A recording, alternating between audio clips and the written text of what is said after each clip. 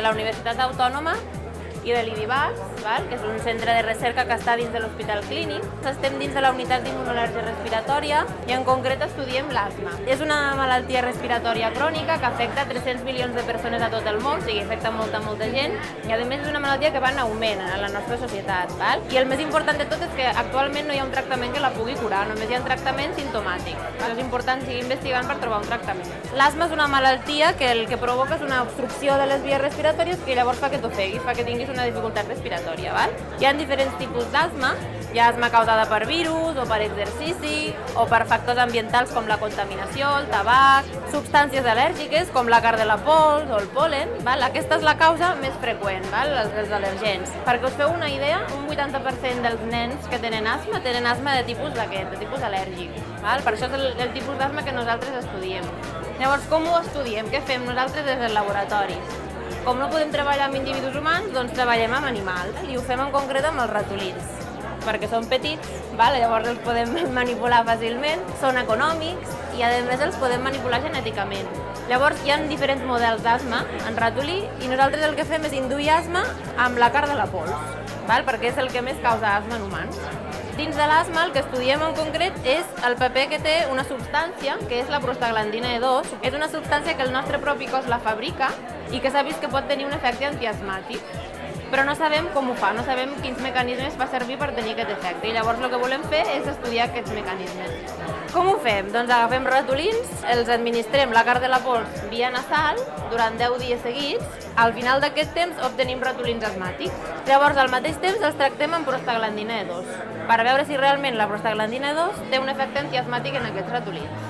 Llavors al final d'aquest procés avaluem la funció respiratòria dels ratolins i també avaluem l'activitat d'una cèl·lula molt important a l'asma, que són els mastòcits. Això és un dibuix d'un mastòcit, són cèl·lules que són molt importants a l'al·lèrgia perquè un cop l'àcar de la pols, per exemple, entra en contacte amb aquesta cèl·lula que està en un bronqui, doncs aquesta cèl·lula s'activa, allibera molts mediadors al medi i llavors aquests mediadors són responsables de la resposta al·lèrgica. De manera que seria molt interessant veure que aquesta substància, la PG2, pot bloquejar aquesta cèl·lula perquè és una cèl·lula molt important en l'asma. Llavors vam mirar 3 coses al final d'aquest procés. Vam mirar la dificultat respiratòria, la inflamació dels pulmons i l'activitat dels mastòcits. Això ho vam fer per diferents mètodes. La primera de totes la vam mirar amb un aparell, que ara us ensenyaré en un vídeo. És l'aparell amb el que medim la dificultat respiratòria, que és un pletismògraf de cos sencer. Llavors dins de cada cambra posem un ratolí. Llavors el que fem és administrar-los a través d'aquest tub que veieu una substància que és un broncoconstrictor que els produeix una dificultat respiratòria i llavors comparem la dificultat respiratòria entre els diferents animals i també en els animals tractats per veure si realment disminueix. Ara us ensenyaré com administrem la substància. Veieu? La posem aquí, en aquest cap, llavors es nebulitzarà, es fa un núvol d'aquesta substància que omple aquesta cambra, ara veureu com s'omple com d'un núvol que fa que estigui tot opac, i llavors es distribueix per aquests tubs, cada tub va a una cambra i els animals respiren aquesta substància. Veieu que es va omplint com d'un núvol, que llavors gairebé no veiem el del darrere. Llavors, què és el que vam veure amb aquesta tècnica? El que vam veure és la ratlla verda són els animals no asmàtics, la ratlla blava són els animals asmàtics. I si veieu, tenen una dificultat respiratòria molt més alta que un animal no asmàtic. I què passava quan tractàvem amb PG2, que és la línia taronja?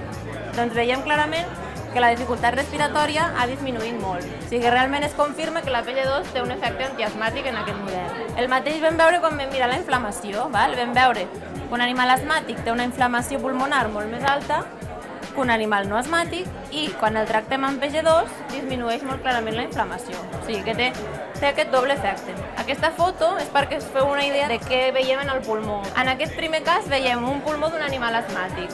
Si us fixeu, al voltant de les vies respiratòries veiem tota aquesta zona fosca, que són cèl·lules inflamatòries que estan al voltant de les vies respiratòries. En canvi, quan mirem un animal tractat amb PG2, si us fixeu, al voltant de les vies respiratòries gairebé no hi ha inflamació. Si us fixeu, està molt més net aquest pulmó que aquest, veritat? Això d'aquí són els alveols, llavors això d'aquí són els bronquiols. Llavors ens hem de fixar si al voltant d'aquests bronquiols trobem un filtrat inflamatori que us deia al voltant, tot aquell gruix que veiem allà, aquí el veiem o no?